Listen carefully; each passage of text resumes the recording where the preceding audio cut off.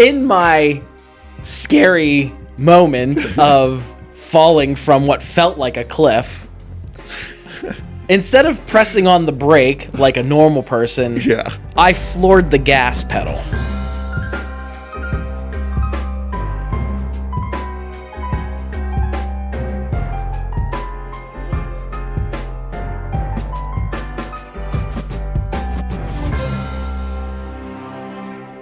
Hello, everybody, and welcome back to another episode of Beyond the Set. Today's guest is Michael DePiro. He is a entrepreneur, a former magician, kind of like still a magician. I mean, you still know how to do it. I still know how to do it. I don't do it every day. That's right. Director, producer, and a business partner of mine, Michael. It's a pleasure to have you on. It's great to finally be on. Yeah, I know. We see each other all the time. I know. Then we never. We haven't done this yet. We talk about it. We sit here and we were like, oh, okay, who should be on next? But finally it's my turn. Yeah, exactly. Finally it's my turn. It's okay. I get it. So in the right before we started, I was talking about how I wanted to learn more about your magic and how you were like the youngest on tour or something like that. Yeah, you're going deep back. That's early teens. Yeah. That's like the start of my professional career. I really started, I guess you could say, my professional career as a magician. Mm-hmm. And it was my first experience with business, with planning, things like events and working with different businesses and venues and clients to really bring together like a magic show that would be fun and fit for children. Mm-hmm. And I was a kid at the time too. I started doing magic around the age of like 10. And then it really started to get serious around the age of 13. I got my first agent around the age of 14, who was a magician who actually was living right in Bellefonte, which is not far from here. Yeah. And the story is, truthfully, like my aunt would take me to Bellefonte, where I would sit with this other magician, and him and I would go back and forth and teaching each other different magic tricks. And it really got started and kicked off from there, because shortly after that I started booking birthday parties for kids, and I started doing bigger stage shows. And one of my all-time favorite things to do were stage illusions. So I built a team at 14. That's nuts, by the way. Yeah. And it's crazy because like there's pictures of all of this everywhere. We're gonna have to pop some pictures. I'm gonna have to get you some pictures. You're gonna have to pop them up. Yeah. But like I built this team, and they would perform with me around town and on the go, little magic shows that would be anywhere from 30 minutes to an hour long, and we would do everything. We always tried to make it exciting with different types of music, styles, dancing. What was your favorite trick to perform? Oh, that's a tough one. At one point, I worked with an assistant. Her name was Harley. And I always loved doing things with the assistant. This one trick that I had was a box that I would put over her head, and then I would shove knives all through it. Oh my gosh. And then remove her head and hold the box in my hand. Could you see her? You could see that her head was gone, yeah, because we opened up the box and everything. Oh my gosh. So it was like a little stage illusions like that we really liked to do, that really stuck out to people. And it's really funny because the Altoona Mirror at the time when I was doing that illusion in particular, they took a picture of me and they ran it in the Altoona Mirror for quite some time. And then just re-ran it a few years ago saying, on this day, Michael DePiro was doing magic in town. Yeah. But that really was the start of my, professional career. We grew bigger over the years. We got bigger tricks and, made the show bigger, and we started traveling with it a little bit. We went down to Tennessee to perform for St. Jude's Children's Hospital. We did that a few times. A lot of benefits. We really wanted to help children. One of my biggest things that I performed on was, I wanted to see people smile. Yeah, yeah. And it was my own personal way of making money too. Like as a kid, some people mow lawns, some people do other things. I did magic tricks. That's crazy. Yeah, though. Like, I learned how to monetize it, and I realized that there was a need. And at the time, there was another magician. I don't know if you'll remember him, Denny Huber. No, he was another inspiration to me locally. Like he had been performing for kids, and we had different styles. Like he took on more of like the clown persona, while I took on more of the mysterious magician figure. I wear all black, which I still do to this day. Is just wear all black. I've never seen him wear anything but black. It's crazy. It's why it's just like such a great color. Yeah, it just goes with everything. But and it's also slimming. Yes, very much. But it's always been something of mine that I've kept up with over the years, and a lot of people they still ask me like, Michael, do you do magic tricks? And I do say yes, I do. Like there are things that I will still entertain people with, and like I'm just gonna show you something real quick. Okay? Yeah, I love magic because I know like you've probably. I don't know. Have I ever done magic for you?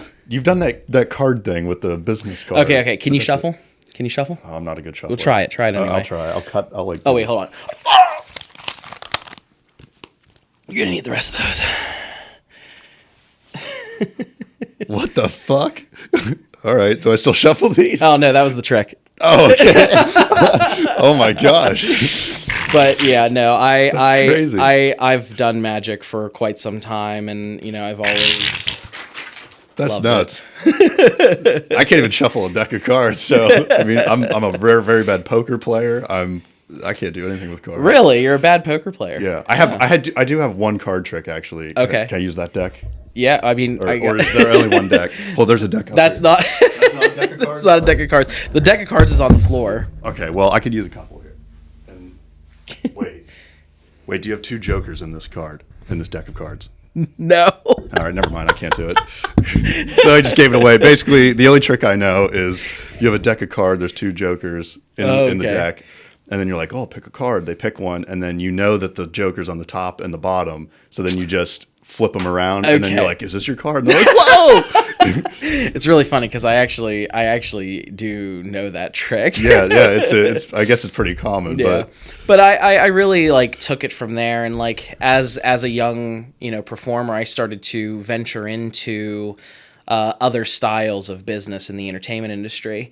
My love for the entertainment industry stems from my uncle Joseph Giovinazzo, also known as Frank DeSalle, who was a huge Broadway performer and dancer, and worked with people like Cheetah Rivera and Debbie Reynolds and Anthony Quinn. And, throughout my life, I was always inspired by what their art was and wanted to find my own unique way to work in the entertainment industry.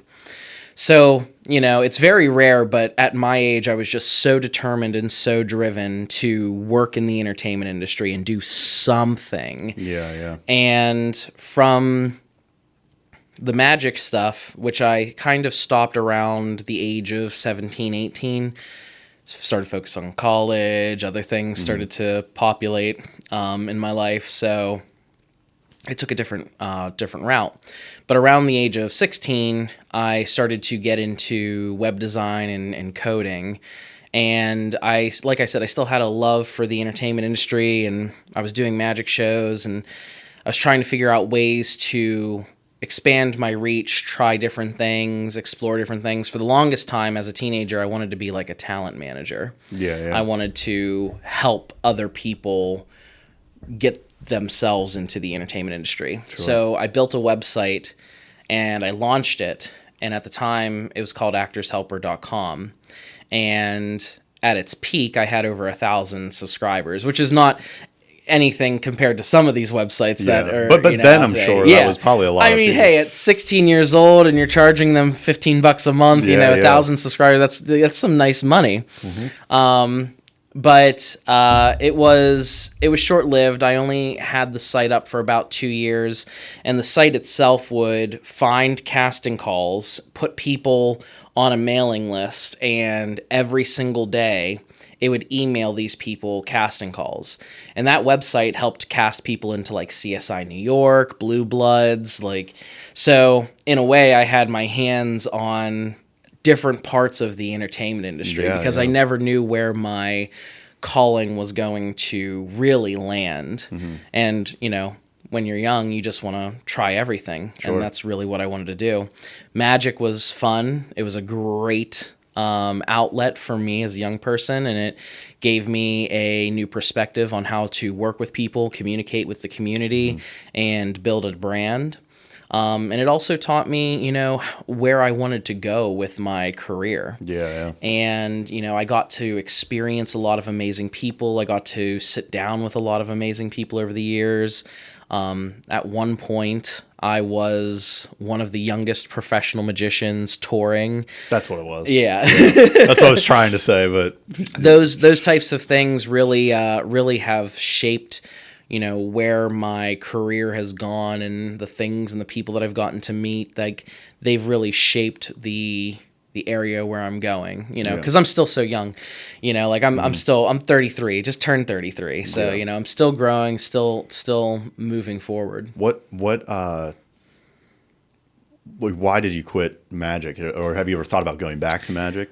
You know, it's funny. I actually have thought about doing it again, but more so just for the fun of it. Yeah. You know, like I don't know why I quit. I think it was because I wanted to really hone in on college.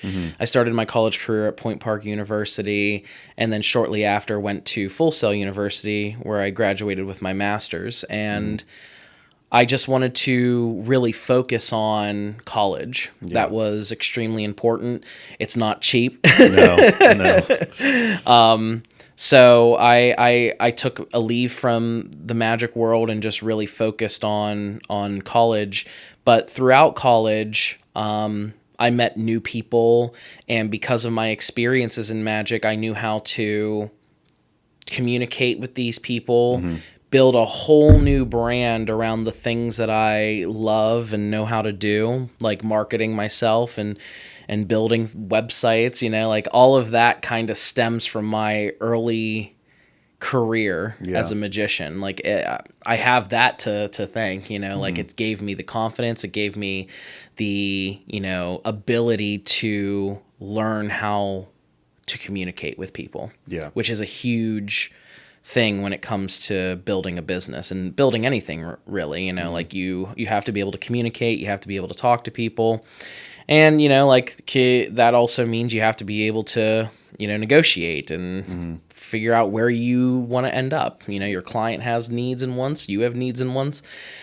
And those life lessons just stuck with me, and it really has helped push everything. So where does because you and me now work in like the film industry. So where did that kind of stem to? Like, how did you get into that or find your love for that? So, I mean, I've always had a love for film. Like as a kid, like I'm talking like a really young kid, my mother had gotten me a video camera, like one of those like little like camcorders. It's so old, and I know like it's probably way advanced for your time, because like it was when we would put a cassette tape in the recorder.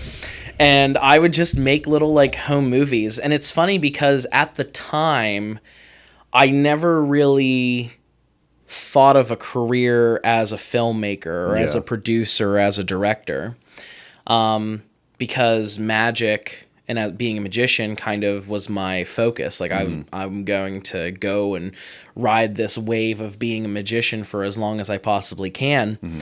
But as I got into college and when I started Full Sail, my love for film and the entertainment industry really started to expand into new horizons. And that's when I started to really fall in love again with the idea of filming and directing. And I met my other business partner, who you know, Raphael Arcara, in college. We were in our master's degree program at Full Sail. Does he also have a master's degree? He does, yeah. Oh, really? Yeah, cool. Him and I both have master's degrees in entertainment business from Full Sail. Oh, wow. So I met him in that program, and we had we were partnered up on an assignment just by just by chance, you know, like, and everyone else was just doing really boring shit for their assignment. And Raphael and I, like, being extreme creatives, I guess, we wanted to not be that. So, like, during an assignment, we went all out in planning this, like, film and recording, and we pieced it together and made it our assignment because we looked at everyone else's and thought, wow, that's really boring. But we wanted to stand out. We wanted to be unique, and him and I kind of clicked really well together. And the rest is history. He came to me with an idea for a IP called Zara and the Endless City of Endless Night.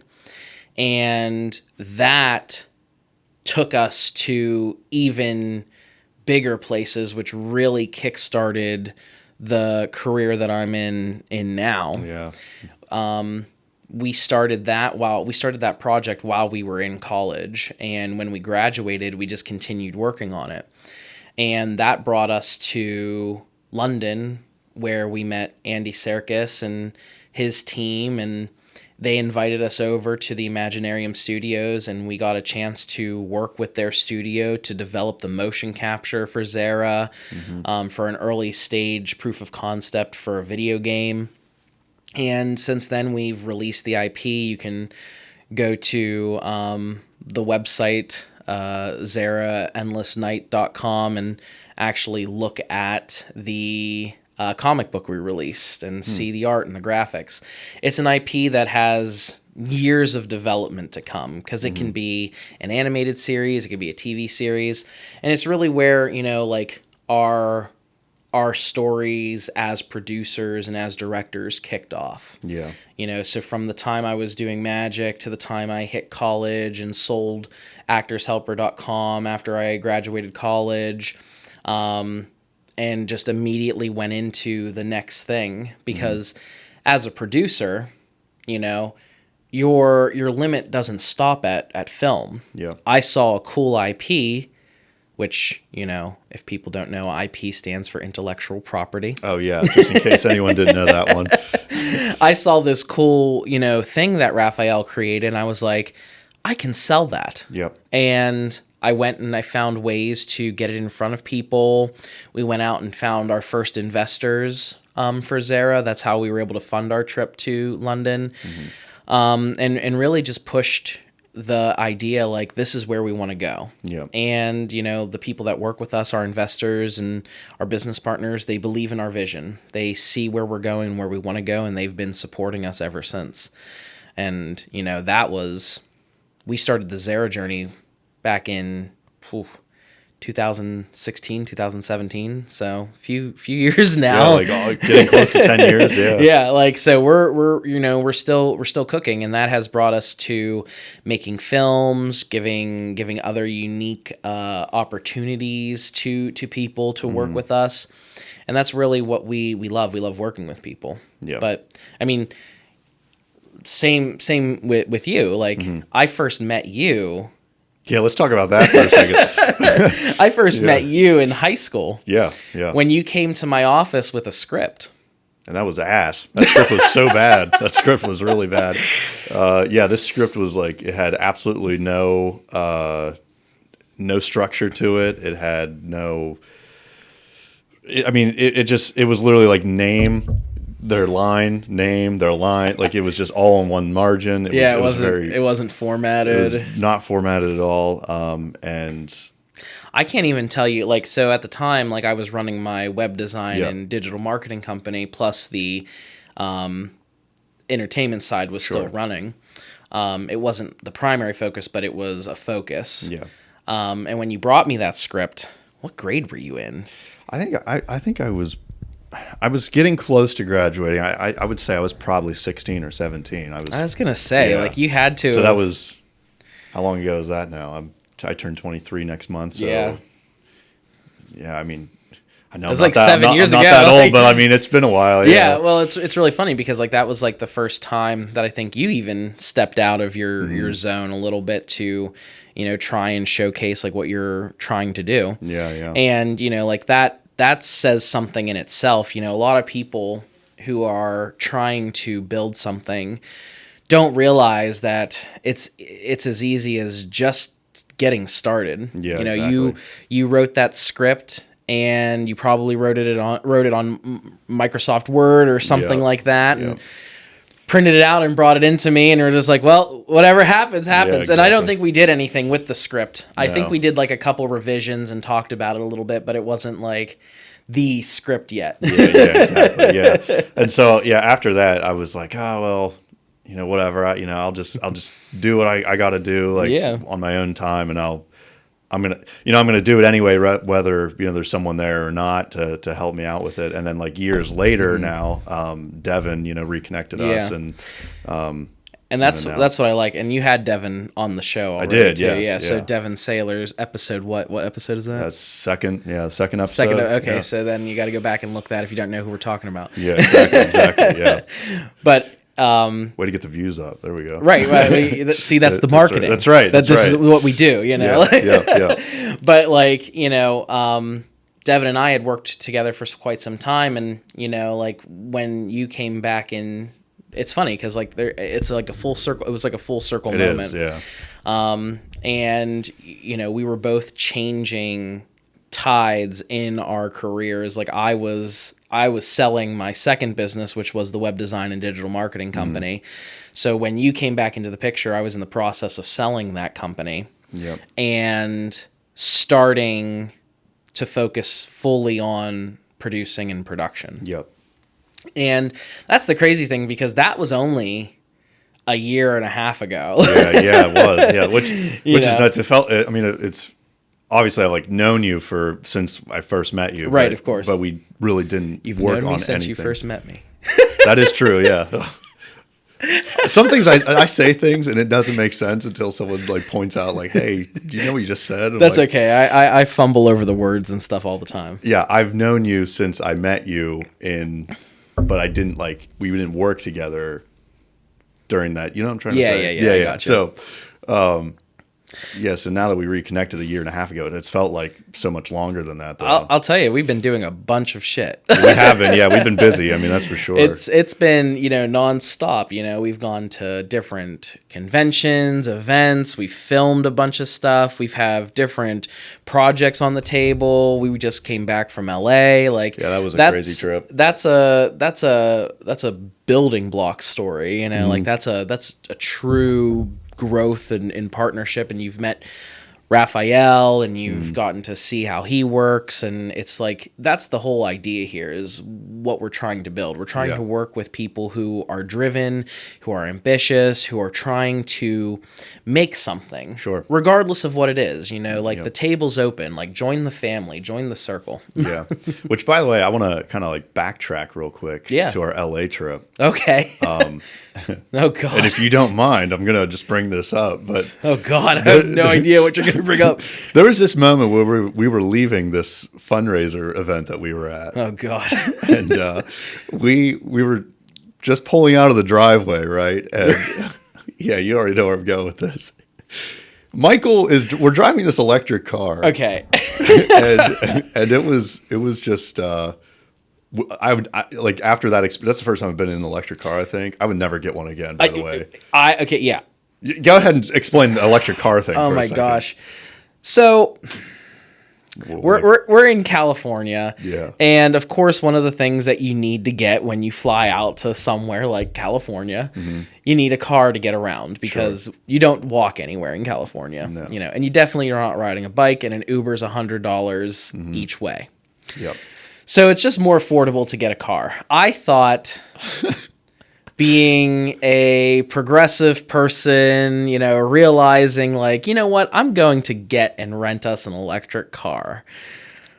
Good concept. Good idea. Good idea. Yeah. It was a great theory in the time, you know, and like thinking that we're, you know, in California and it's a green state and, you know, but like it's it was just a horrible experience. For a green state, there was so many oil rigs everywhere. But anyway, I get it, but like at the same time, like the EV setup out there for Tesla, it's great. But I think we got a Hyundai Genesis or something like that. A Genesis, we got a Genesis. It was a great car. Mm-hmm. It was cute. It was nice, very nice, very sporty, and I like a fast car. Yeah. But we could not get this car charged to save our life. we really couldn't. We really couldn't get anything to help us. Like we picked up the car with only 57% charged. Yeah. Had to get to our Airbnb, which ate up a lot of it. I think by the next day we were down to like 20% in the charge. At one point we were like 9% or like 8%. Like we were running low. We had to go back to the car rental company, and they're like, "Oh, there's nothing you can do for us." Yeah. And I'm like, and then I started to get a little mad. I'm like, well, what do we do? Yeah. Oh, you're going to have to call the tow company. And then what? What happens next? Like, are you going to give us another car? Are you going to switch it out? Like, what's the story? The service was terrible. It was. Like, so we're panicking, trying to figure out how we're going to charge this car. We're at 5%. We have a huge networking event in just a few hours. And luckily we have some friends in LA, and we called up my friend Matt, and he was like, "Yeah, just come charge it at my house." Yeah. And that's what we did. We went there and we charged it, and it didn't even charge it enough. No, it hardly did. It was like trickle charge. Right, exactly. Because by the time we got to our Airbnb, we were dangerously low again. Yeah. And we had to fight to get to a charger. Oh, I know. Because they were taking them all up. They were taken. They were vandalized. People would cut the charging cords off of the machines. To get the copper, To get the copper out of it. My gosh. Like, it just was a total nightmare. Yeah. And I will say this, too. Like, it was also my first time driving a fully electric car. Yeah. So that probably was a learning experience in itself. Sure. Because I didn't really know what to expect. Yeah. Maybe I should have gone with the Tesla. Maybe I shouldn't have. I don't know. There would have been way more plugs, that's for sure. There would have been way more plugs, but at the time, that's what they gave us. That's what they gave us. And it was already late at night, and I was just so freaking tired as it is. Like, we just flew for 6 hours on Spirit.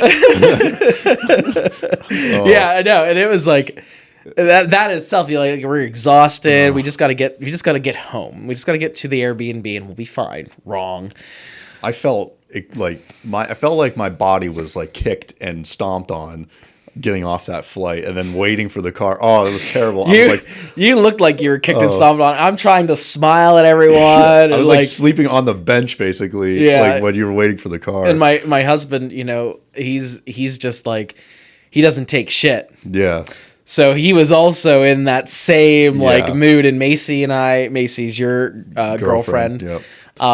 We're just like, okay, well, what do we do? Yeah. Just trying to keep the morale up. Like, it's gonna be great, guys. Yep. And then we run into the whole EV situation. We finally did get it charged. It took 3 hours to charge, and we only got it to 80%. Yeah, so this whole trip in LA, we were just fighting to charge this damn car. Yeah, it was like the whole time, like my nose is bleeding about 15 times. Like I just kept getting nosebleeds, but. Anyway, so at this fundraising event when we were leaving, we're like pulling out, and there were other cars in the driveway, so there wasn't too much space to kind of get through. So Michael here drives like a little off to the. I'm telling this story. So Michael here drives a little like too close, like on like not. I don't know if you were driving on her yard. Okay, so I didn't. I was trying to make it around. There's like a huge SUV Cadillac Escalade that was yeah. blocking the driveway because we're in a very wealthy part of Woodland Hills. Woodland Hills, yeah. So like these houses have those wraparound driveways, and there was just this really big SUV blocking the end. So I thought, I could just drive around squeeze by, yeah. And I didn't realize how high up we were. Like there's a curb and then there's the road. And I didn't realize how high the curb actually was. Yeah. And so as I'm driving, the car, bam, over the curb. And that scared me. Yeah. I know why you extremely accelerated across the road. And in my scary moment of falling from what felt like a cliff, instead of pressing on the brake like a normal person, I floored the gas pedal. And that shot us across this road. Heading right towards a gate. Right towards another gated house, inches away from just smashing. And there was a car it. behind the gate. Yeah. Yeah. And so. And like we, by the luck of, chance, we didn't hit anything. But I was cussing getting out of there, and I just started flying down the road. And, of course, these roads have random ass speed bumps in it. So as I'm, kind of pissed off that I floored this car, the car's already giving me all these issues, and of course the I'm stress that this car has caused us. Yeah, you mainly. I'm just a passenger. Just sitting in the back and just like, well, here we go. Yeah, maybe I won't die today. Yeah, but and then of course, as we're driving down this hill, there's just these random speed bumps that blend in with the road for some reason. And I'm just flying, and we just, boom, hit a speed bump. And, my husband's like, Michael, do I need to drive? What's wrong with you? What is happening? And I'm like, it's this damn car. We were all so tired. It was midnight, and you just started giggling. You're just that's laughing everything off. That's what I do when I'm nervous. I've had so many instances throughout my, career of being a person who can operate a motorized vehicle where I'm like, oh shit. And everyone in the car is like, oh shit. Yeah. It was scary. For a second, when we were heading towards that house, I was like, oh my God. What are we going to do? All the things running through my head of what could go wrong now? Right. If we run into this, but luckily you lived.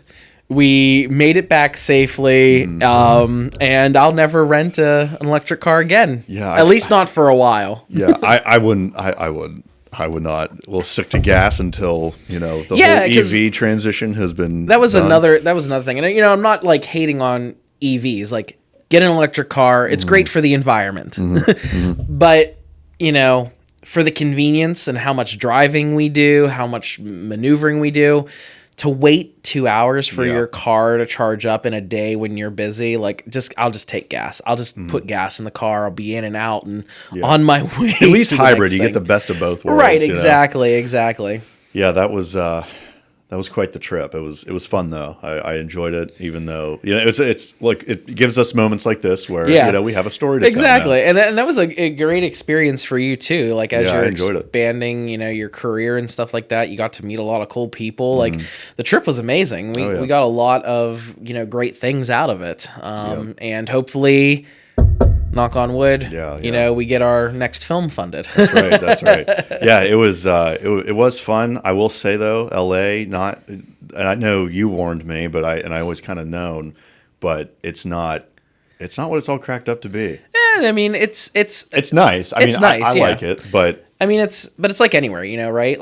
I'd go again. Yeah, sure. you see things on TV, and TV just makes everything look glamorous. You get the right angle, you get the right setting of the day. You can make anything look like it's $1 million, but sure. I mean, it's like any town. It has its ups and downs, and unfortunately, in my opinion, it has a lot more downs, but there's upsides to it. In-N-Out Burger. Oh, In-N-Out Burger is great. I love like that. And there's one on every corner. It's sheets here. It's everywhere. They're Macy loved In-N-Out Burger. I know she did. She was sleeping in the back of the car, and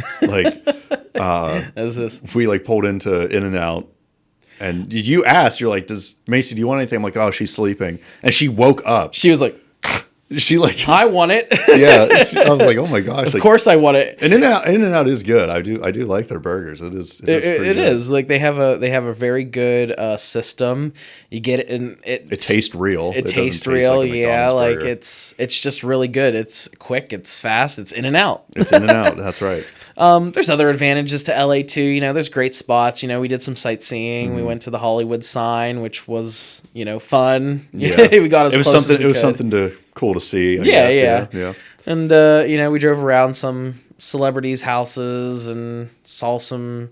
We met a lot of interesting people at the event for sure. definitely. Like it was really cool. But LA has a charm to it that kind of just like sucks you in. But What was that stuff that Helen made? Was it souffle? yeah, she made a brie souffle. Oh my gosh, Helen, I will pay you to make me more of that stuff. That was so good. Yeah. That was amazing. She's an amazing cook. She catered our event out in LA, and Yeah. Helen, she does Bravo TV and all those different things. So I would love to have her on also. Yeah. She would be a No, great definitely. But, I'll talk to her. Yeah, we'll for get sure. her on. That souffle was, oh my gosh, it was amazing. The blackberry and like in the cheese, like it was just, I've never had something like that like touched my palate in such interesting ways. But no, Well, I'm glad that really we're good. culturing you up a little bit. Yeah, I mean, I know you said like, oh, Helen's a good cook, and I was like, oh, okay, like, I know a lot of good cooks, but yeah, she's a damn good cook. Oh yeah, no, she doesn't sure. mess around. She can cook the house down boots. Yeah, and that house was gorgeous. I love the backyard. Oh yeah, that was a very beautiful. Yeah, Missy was great. Yeah, everyone who was involved, like they're all like-minded people, right? Like everyone is there to boost you up, to build you. We all know that we're trying to make movies, make agreements, make deals. Yeah, we have a good team for sure. Yeah, like making this next project. For sure. We do. There's a lot of amazing people involved. There's a lot of amazing companies involved, and like we're building the attention. Like we want to bring a movie and we want to shoot it here in central Pennsylvania. Yeah. There's a thriving movie industry in Pennsylvania. We have tax credits available for people who are looking to make movies here. Yeah. Pittsburgh and Philly, they're very aggressive areas, and now we're trying to put a spotlight on Central PA. Yeah. And what Central PA could do in terms of filmmaking. And that's why we were out in LA, to talk about what it could look like to film a movie here in Central PA, which it's happening. It does happen. There's been movies filmed here before. We've done it. Yep, exactly. A number of times. Exactly. It's now getting to a point where other people it's piqued other people's interest. Yeah. Other people have started making things happen and moving things, and running the initiative to bring film here to Pennsylvania is very important. Yeah. Especially with like the changing of times. People are still out in LA making movies, but a lot of people are seeking other areas to make make airplanes. movies. Yeah. They make airplanes. We can just drive, fly out to wherever we want to go. We could drive the airplane. We could drive the We airplane. could learn to be a pilot. It's not on my bingo card, but I'll give it a try. Hey, try everything, right? Yeah, I mean it's nice that we're starting to kind of. I feel like we're in kind of the forefront here in the Central PA. We definitely are. Film stuff. So we definitely are, and there's a lot of amazing people here that we get to work with, like Pablo or Corey or Victor. Like all of those people are very much in tune with what the industry can be here. Absolutely, yeah. And the direction that we want to take it. Yep. There's a lot of initiatives coming up too that people are pushing to get more film here. The state's film commissioner is pushing for higher incentives, different grants and options for people to come here and make films happen. Yeah. It's a great place to be. It's extremely affordable to live here.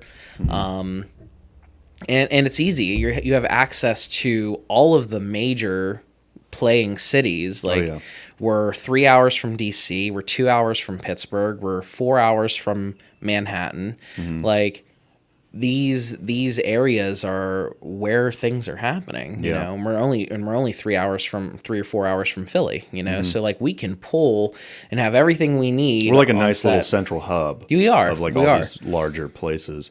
And then if anyone has any scripts that they want to send us, we're reading them. I'm absolutely interested. We're reading them. We're making them. We actually just helped a local guy film his project. We're really excited about it. More to come soon. Yeah. I mean, I love it. I love everything about film, and you know, from where I started to where I am now. I was gonna say, when did you start? Like, I know, like, obviously you brought me your script in high school, but you were doing projects with your friends before you brought your script to me. Yeah, when I remember like second grade, this is like a vivid memory. I don't know that I have. Second grade, I was asked, like, you know, what, you know, you fill out those little papers. Like, what do you want to do when you grow up? So my thing was being an actor. That was always my thing I wanted to do. Which you've done. Which I have done. A little bit of acting, I have done some acting. So, and I'm open to doing more of it, but, you know, we'll see. Good. We got things coming up. Perfect. So yeah, I mean, I filled out like I want to be an actor, and like, you know, who's I think it was like, who's a celebrity that you look up to, and Johnny Depp was one of the, at the time. I mean, this was I was second grade. That's like 2009, 2008. I don't somewhere in there. Okay. You know, so Johnny Depp at the time was like a very large star. Right. Yeah. And that's what you're aspiring. Yeah, that was like be? my aspiring person. You know, so that was where that all kind of started, and then as I got older, I started making YouTube videos, and like I thought I wanted to be a YouTuber for a long time. Yeah. And then I got a lot of the kids do. A lot of, you know, at the nowadays. At the time, this was now like, you know, you're looking at like 2015, 2014.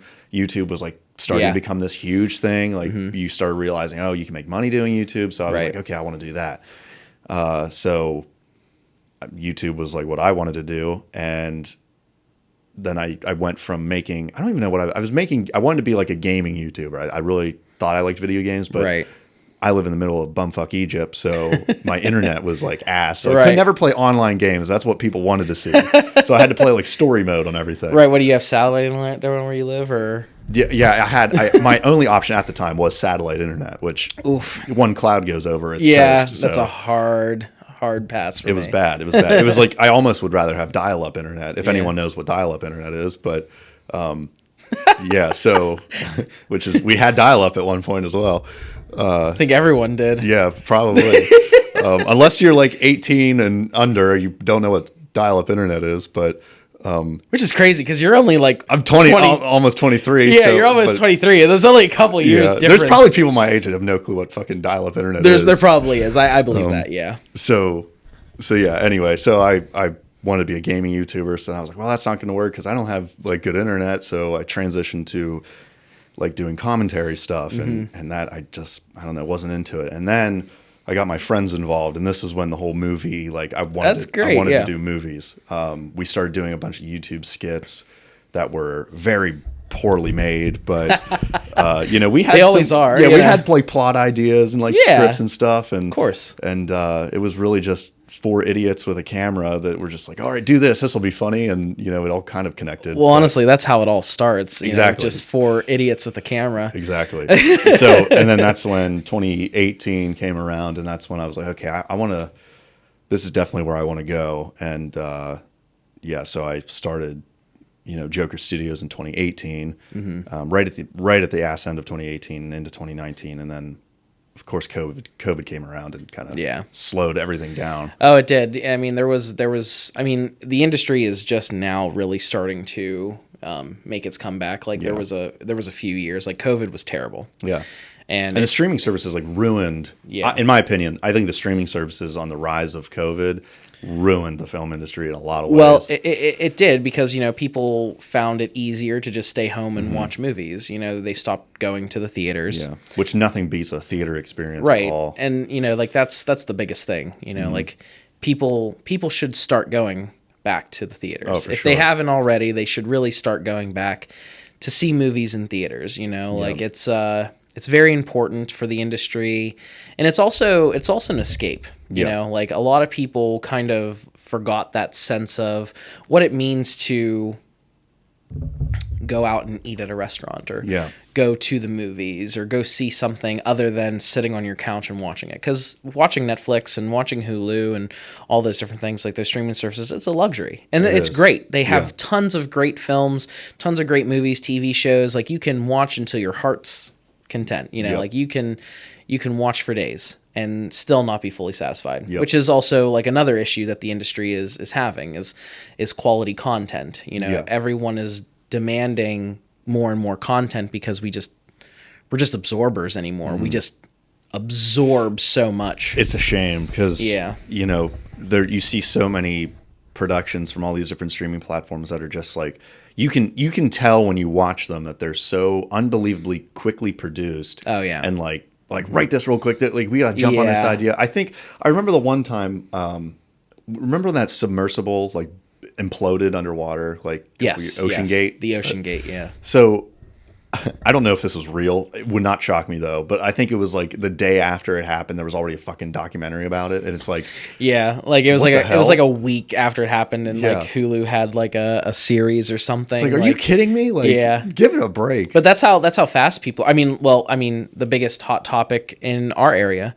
was when they captured Luigi Mangione, at that McDonald's down the street from here. Yeah, we sat and talked like, oh my gosh, we should jump on. We did. Yeah. We did. We had the legit conversation.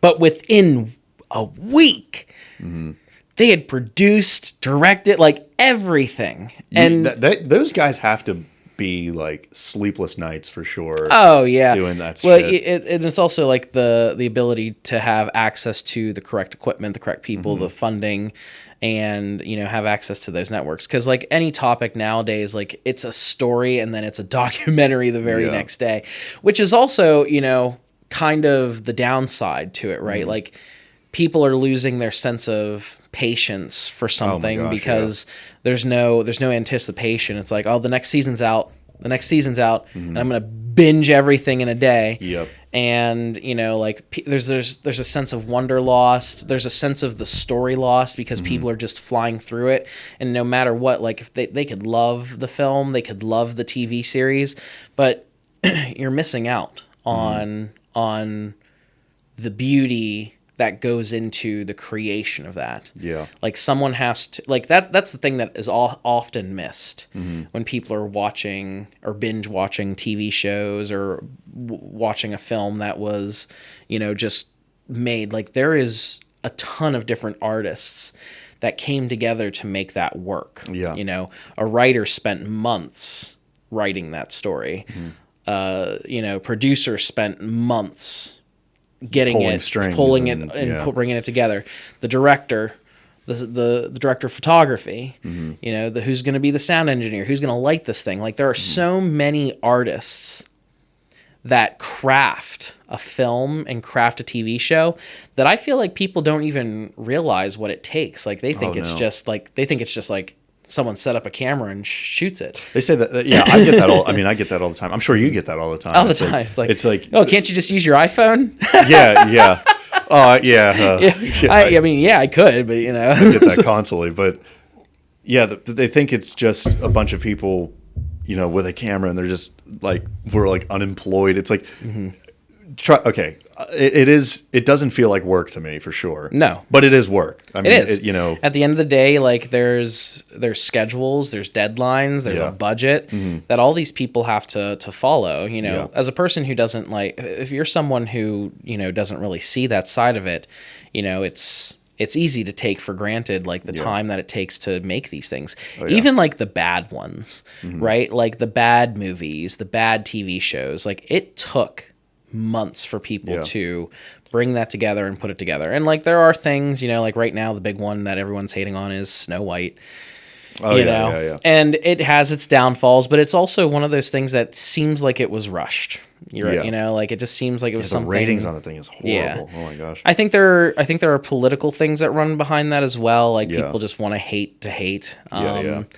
But when you actually watch the movie, there's questions as to, why this major company like Disney made decisions the way that they did. It's like they don't have any limitations on their money and what they can do, so why did they make these interesting CGI choices? I didn't even watch it, and I didn't even know it came out until I heard like everyone saying how bad it was, and I was like, oh, there's a Snow White out. I didn't even know that.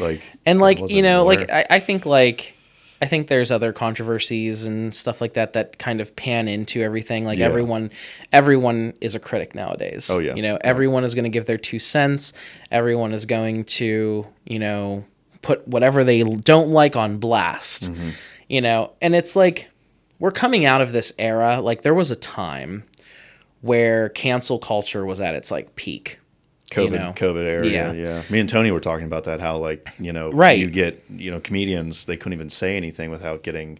They still really can't. No. Yeah. Now it's starting to change, so another piece of information from me.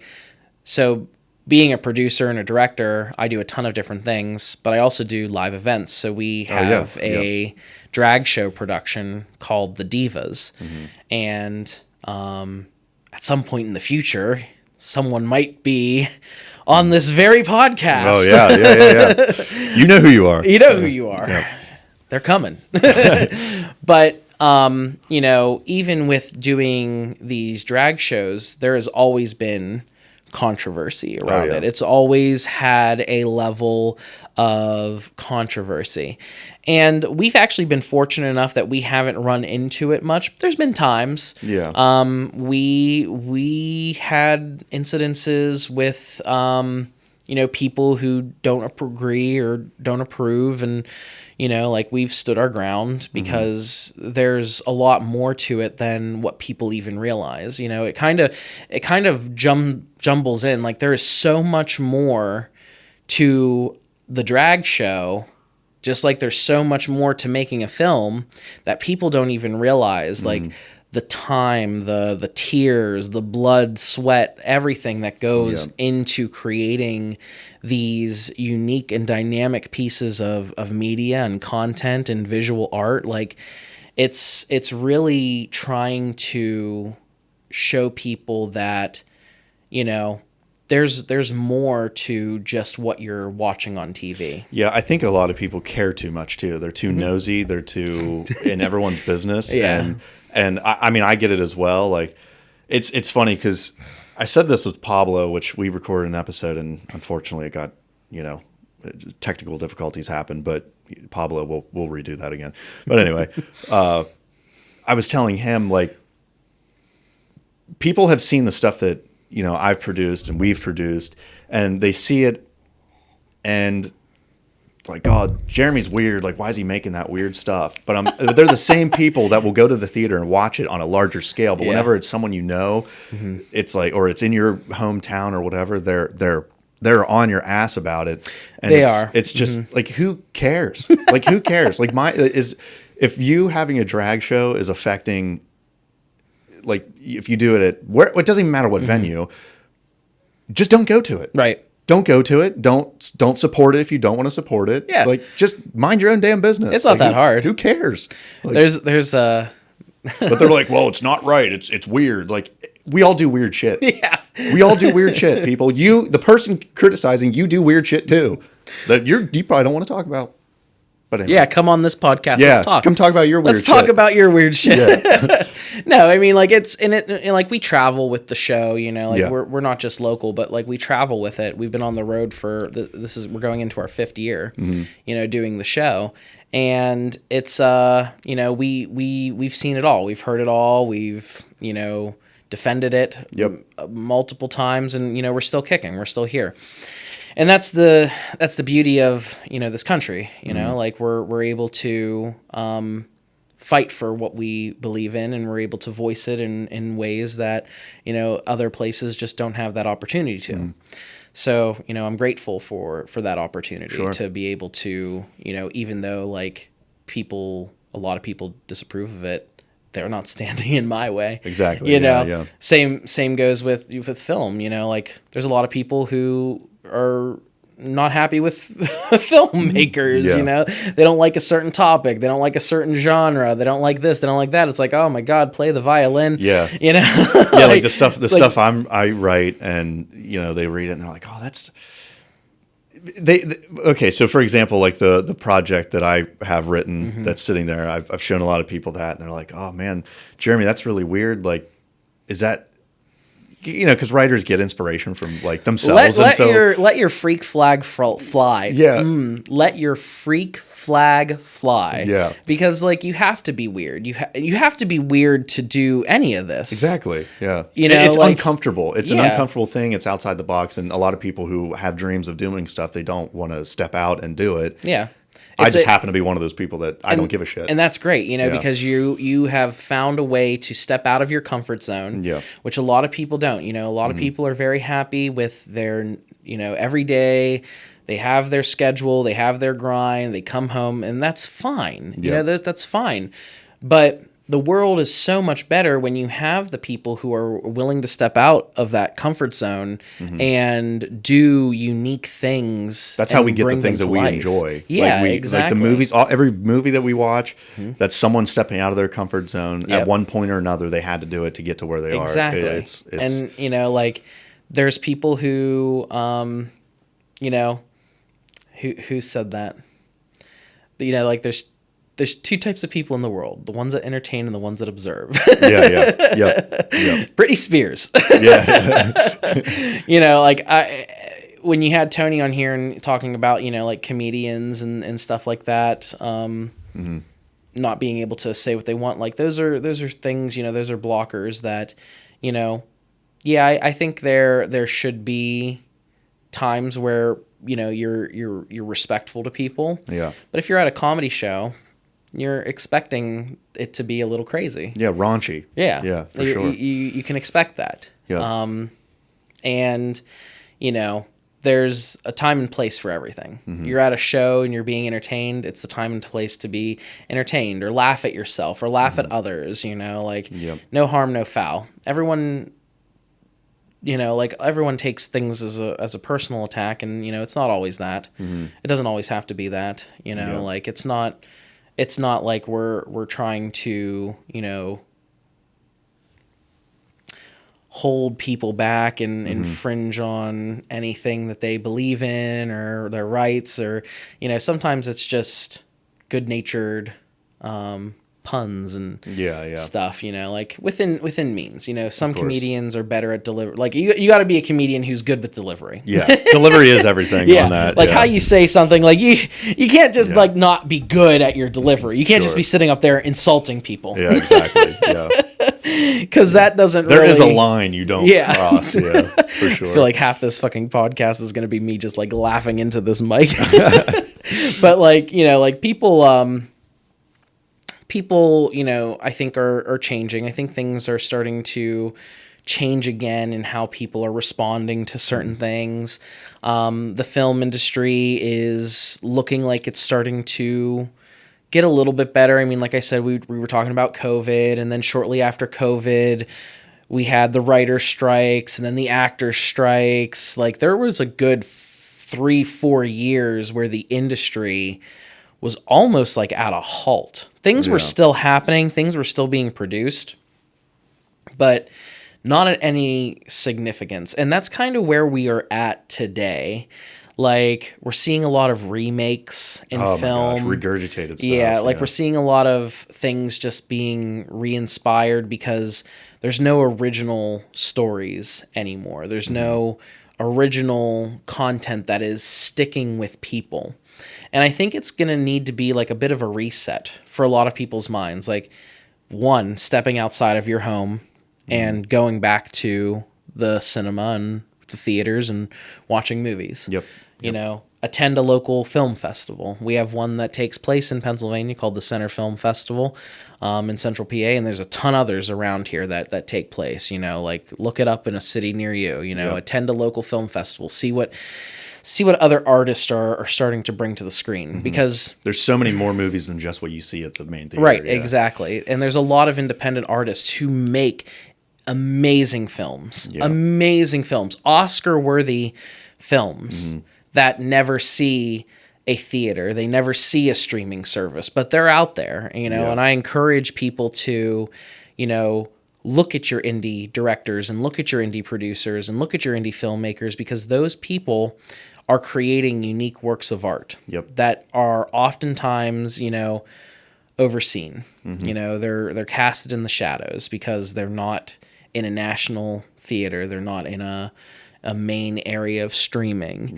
And, but there's tons of ways to look at it. The best thing to do is to look at like filmfreeway.com, see what festivals are playing where, like you can look at a ton of other different websites that have information on film festivals. Like, get involved, because this is where our world's going.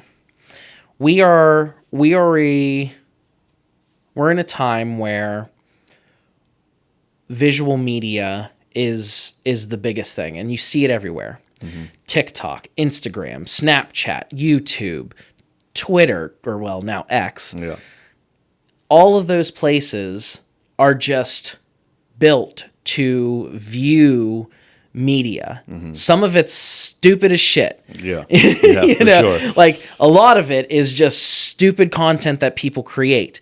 But it's a form of the visual media. That's the era. I'll be swiping on like reels and stuff, and then I come across like the hydraulic press videos where they're like crushing shit. And then like there's other ones where like they're filling like glass bottles with like Orbeez and rolling them downstairs, and like that's when I know I scrolled too far. That's when you know. Like, why am I here right now? Because it's just content to view. And it's all short. Like it's all like trying to just like bing bing bing, like try to get your attention. And that's really what it is. Like they have mastered the way of capturing attention. And those forms of supporting people are great. Like there are a lot of there's a lot of content creators from this area who have 500,000 plus subscribers.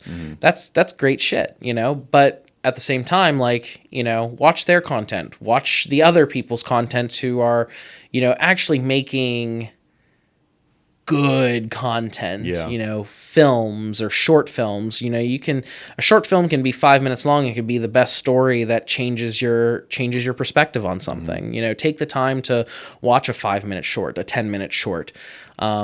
Take the time to watch something that you've never heard the director, you've never heard of the actor, you've never heard of the story. It's okay.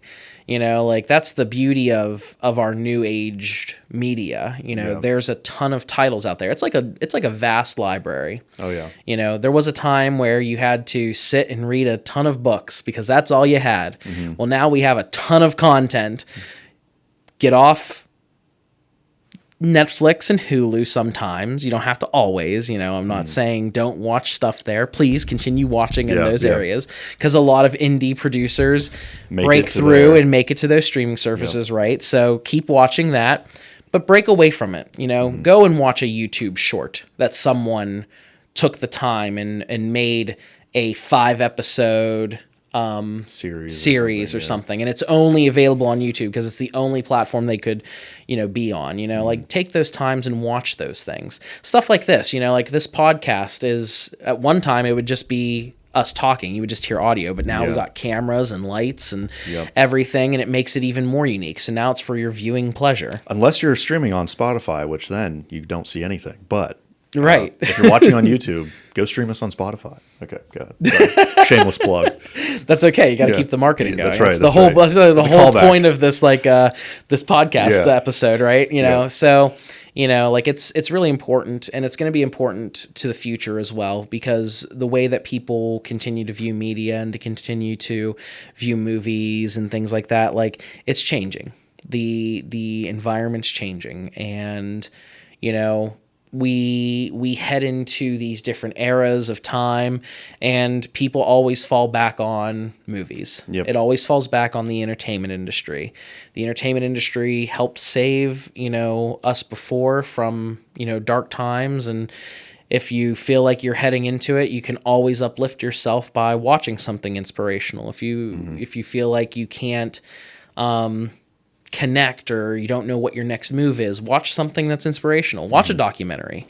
Watch a film on how movies are made, or watch a podcast like this to get a new perspective. Mainly you know? this one.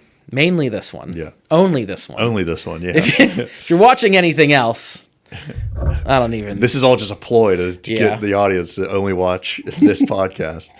Yeah, I like the direction that the film industry is going in. I think this last batch of like Oscar nominated films was kind of a step in that direction. Like Anora, even though it wasn't my favorite movie, it was like a very indie project. So right. it was nice to see that, and gives me a little more hope that it's not like just this big like Oscar bait film, right. that gets it all. Like well, The Brutalist was, I would say, more of like the Oscar bait film this year. But yeah, even though it was good, it was. They're both really good films. Both very good films. and it really comes down. Like, I mean, even in my opinion, I'll sing it till the witches come home, but I feel like Wicked was snubbed. But that's my personal opinion. But at the same time, all of those films have a beautiful story behind them, and they all come in at different budgets. Like Wicked was $100 million film, while Anora was not that. Or another popular film this year was Amelia Perez. Like that was not a huge budget film. Like there's a lot that people can do and make impressive films with budgets as small as $15,000-$20,000. Oh yeah. Like you can make a really impressive film. I mean, hell, we've done it for nothing. We've literally made movies with no budget. Yeah, like with no budget, volunteers, and it's just a love of people and the craft. There's so much more to filmmaking and to the entertainment industry than what people even realize. People put in the work to make these things happen. Whether you're a performer on Broadway or you're a person making a film, you all put in different amounts of work to make your art shine. And that's why, as a producer and as a director, like I've never limited myself to just one segment in the entertainment industry. I've dabbled in comic books. I've dabbled in video games. I've dabbled in music videos. I've dabbled in music production. I've dabbled in publishing people's books just because I could. Some things I like more than others. Some things I'll probably never do again. But you get to say you do it. But I can do it. And I've taken the time to figure out how to do it. And it's crazy because it all blends in together. The same principles work. Whether you're running a business that's like a cookie shop. Like let's say you're running a cookie shop here in town. Small little cookie shop. You need to market yourself. What does that mean? That means that you're going to break out your phone, you're going to make a video, you're going to post it on social media, and you're going to try and be creative with it. You might even write up a little script. Oh, I want to show this cookie, then this cookie, and then a big glass of milk. Like you become so ingrained with it. It happens at every step of the way, no matter what business you're in. You're a doctor, you're a nurse, you're a lawyer. You all need this side of the industry to further yourselves. That's right. Sitting on a podcast. Call me. Right. Another plug. Call Flare Media. Call me. But like everyone needs it. Everyone needs a segment of the entertainment industry to expand. I mean, even in construction, you need to showcase your houses. You need to showcase the roof. Every little bit of that falls back into the creative world of the entertainment industry. Whether you hire someone who's a professional to do it or you're doing it yourself, it's all part of it. And it's all part of that, it's all part of the big picture. And that's kind of how I've come to learn and respect it. Because no matter what business I'm in, the elements of this industry have to apply to every other business. And the other way around. I mean, making movies, like you need construction, you need all of those guys. Like it's so intertwined in each other. It's a beautiful thing to see because it all works together. To your point, you need contractors to build sets. Yep. You need electricians, you need plumbers, you need caterers to feed your team. You need rental cars, moving trucks, No electric rental cars though. No, we're not doing the electric. No EVs, not this time. EVs, not on my EVs. set. No. But, you need all of that stuff to work hand in hand. And, it's just an all-encompassing industry. Yeah. That's how I like to look at it. It's how I love to work at it. Everyone has a place, the script writer, the person recording this, the person recording the sound, the person just sitting there watching and observing to make sure that the details look good. Yep. Like the pictures behind us or the statue that's here, the plants that are here, everything is meticulously thought about. That's right. Every one of them. Exactly. And it takes a creative mind, and the creative minds are not limited. They're in every industry, they're in every area. You can be an accountant sitting in the smallest office and still need to get on your phone to talk about, hey, turn in your taxes for 2025. It's time, and I'm here to help. Yeah. Everyone uses media to showcase themselves, and they have for decades. Yeah. So Michael, I do want to ask, even though you kind of already said it, but what is a good for anyone aspiring to be in the entertainment industry? What is your message to them? Don't. No, I'm joking. I'm joking. Yeah, it's more competition for us. Yeah. Just start. Yeah. Write that script. Even if you think you're a terrible writer, write it. Talk to someone like me. Talk to the people that you don't think that you could ever talk to.